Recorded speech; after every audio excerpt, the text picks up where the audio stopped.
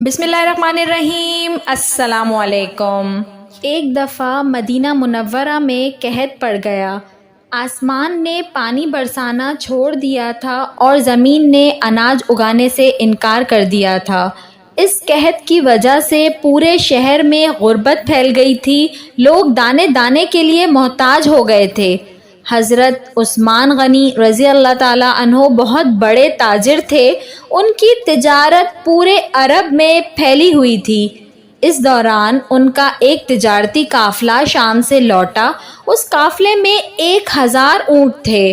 کھانے پینے کی اشیاء کے ساتھ جب یہ قافلہ مدینے کو پہنچا تو لوگوں کو تھوڑی راحت ہوئی، بچے بوڑھے خوش ہوئے، لیکن جیسے ہی یہ قافلہ مدینے پہنچا تاجروں کا ایک وفد بھی ساتھ ساتھ یہاں پہنچ گیا۔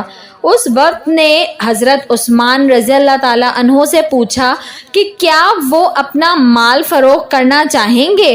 ان کا ارادہ تھا کہ سارا مال خرید لیں اور قحط کی وجہ سے مجبور لوگوں کو مہنگے داموں فروخت کر کے بہت سارا نفع کمائیں۔ حضرت عثمان رضی اللہ تعالیٰ عنہ نے ان سے پوچھا کہ آپ اس کی کیا قیمت لگاتے ہیں؟ انہوں نے جواب دیا کہ ہم آپ کو دگنا نفع دیں گے، یعنی 1 دینار کا مال 2 دینار میں خریدیں گے۔ حضرت عثمان رضی اللہ تعالیٰ عنہ نے کہا کہ اتنا نفع تو مجھے پہلے سے ہی مل رہا ہے۔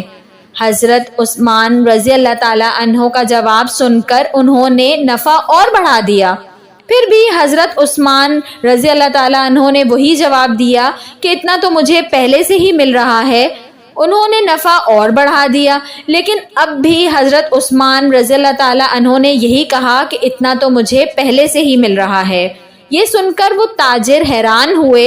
انہوں نے پوچھا کہ عثمان رضی اللہ تعالیٰ عنہ، ہم اہل مدینہ کو خوب جانتے ہیں، یہاں کوئی تاجر ایسا نہیں جو تمہارے مال کو ہم سے زیادہ قیمت میں خریدے۔ آخر وہ کون ہے جو تمہیں ہم سے زیادہ نفع دے رہا ہے؟ حضرت عثمان رضی اللہ تعالیٰ عنہ نے جواب دیا، اللہ۔ وہ نفع تم مجھے دے رہے ہو، میرے رب نے مجھے اس سے بہت زیادہ نفع دینے کا وعدہ کیا ہے۔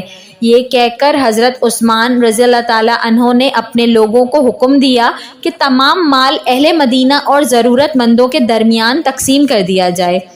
حضرت عثمان رضی اللہ تعالیٰ عنہ کے سامنے اس وقت قرآن کی یہ آیت تھی، جو لوگ اپنا مال اللہ کی راہ میں صرف کرتے ہیں ان کے خرچ کی مثال ایسی ہے جیسے 1 دانہ بویا جائے اور اس سے 7 دانے نکلیں اور ہر دانے میں 100 دانے ہوں۔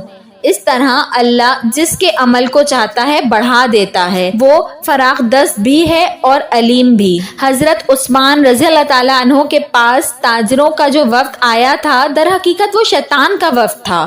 وہ آپ رضی اللہ تعالیٰ عنہ کو آزمائش میں ڈالنے آیا تھا۔ وہ آپ کے سامنے اسی طرح آیا تھا جس طرح وہ حضرت ابراہیم علیہ السلام کے سامنے آیا تھا، جبکہ وہ اپنے لاڈلے بیٹے حضرت اسماعیل علیہ السلام کی قربانی پیش کرنے جا رہے تھے۔ شیطان حضرت عثمان رضی اللہ تعالیٰ عنہ کے سامنے دنیاوی فائدے کو بڑھا چڑھا کر بیان کر رہا تھا تاکہ عثمان رضی اللہ تعالیٰ عنہ آخرت کے دائمی فائدے سے محروم ہو جائیں، لیکن چونکہ حضرت عثمان رضی اللہ تعالیٰ عنہ کا ایمان زندہ تھا اس لیے انہوں نے دنیاوی فائدے پر آخرت کے فائدے کو ترجیح دی۔